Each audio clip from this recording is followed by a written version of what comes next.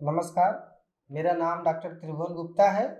मैं वाराणसी में नेफ्रोलॉजी यानी कि गुर्दा रोग का निदान तथा इसका इलाज का प्रैक्टिस करता हूँ। आज के सत्र में हम पीडल एडिमा, उसके कारणों, लक्षणों तथा उपचार के बारे में चर्चा करेंगे।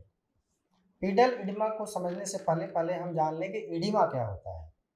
एडिमा का मतलब होता है सूजन। यह किसी एक छोटे से जगह पे हो सकता है या कभी-कभी पूरे शरीर में हो सकता है। एडिमा को जानने के बाद अब हम चर्चा करेंगे कि पीडल एडिमा क्या है। पीडल एडिमा का मतलब है टखनों, पैरों और टांगों के निचले भाग में असामान्य द्रव्य जुटने के कारण पैरों और टखनों में होने वाली सूजन है।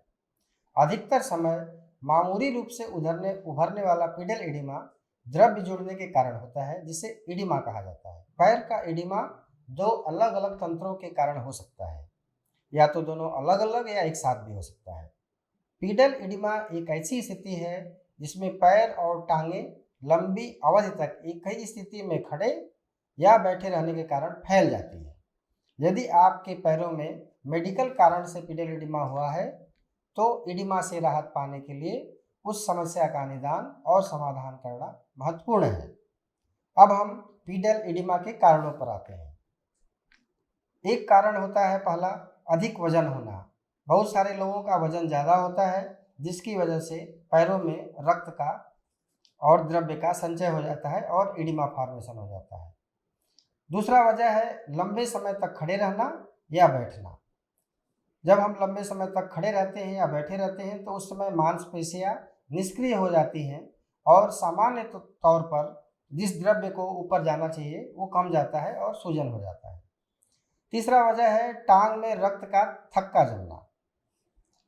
जब हमारे रक्त के कुछ घटक गाढ़े हो जाते हैं और धीरे धीरे अर्ध ठोस पिंड बना लेते हैं, तब रक्त के थक्के उभरने लगते हैं। यह प्रक्रिया चोट के कारण बढ़ सकती है और यह रक्त वाहिनियों के अंदर भी हो सकती है और उसके बाहर से भी हो सकती है।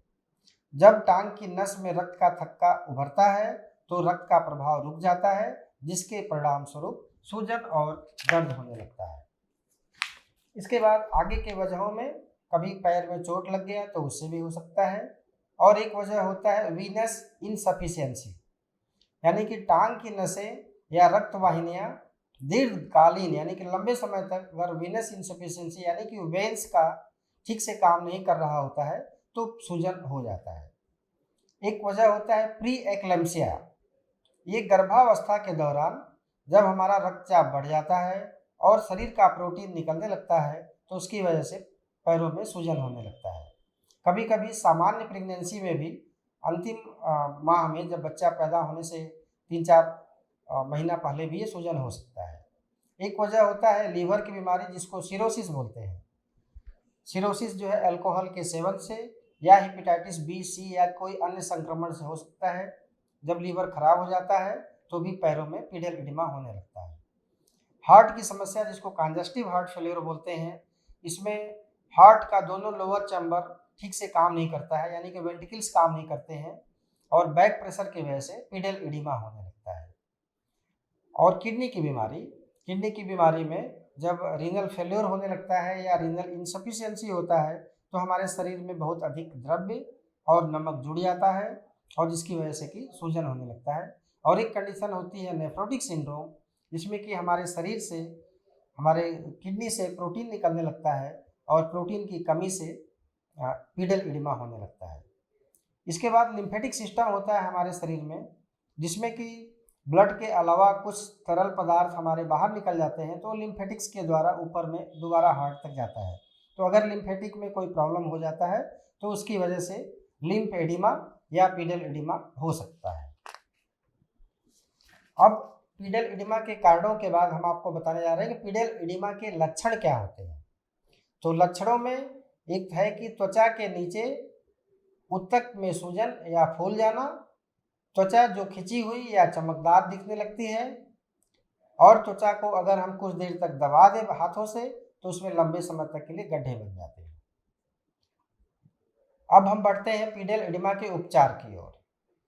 कुछ पीडल एडिमा सामान्य होता है या जिसको सौम्य एडिमा बोलते हैं, वो अपने आप चला जाता है। और कुछ पीडल एडिमा ऐसा होता है जिसमें हमें दवाइयों की ज़रूरत पड़ती है और मूत्र के जरिए बॉडी के अधिक द्रव्य को हम अपने शरीर से निकालते हैं। फिर भी हर मरीज के मेडिकल हिस्ट्री के आधार पर डॉक्टर यह बताएंगे कि ये किस वजह से है और इसमें क्या दवाइयों की ज़रूरत है। अब हम कुछ आपको बताएंगे कि अपने जीवन शैली में कैसे सुधार करके हम पीडल एडिमा से बच सकते हैं। एक है कि हम लगातार जो है समय समय पे एक्सरसाइज करते रहें, जिससे कि जो है मांसपेशियों में हलचल होती रहे और नीचे का द्रव्य जो है ऊपर जाता रहे।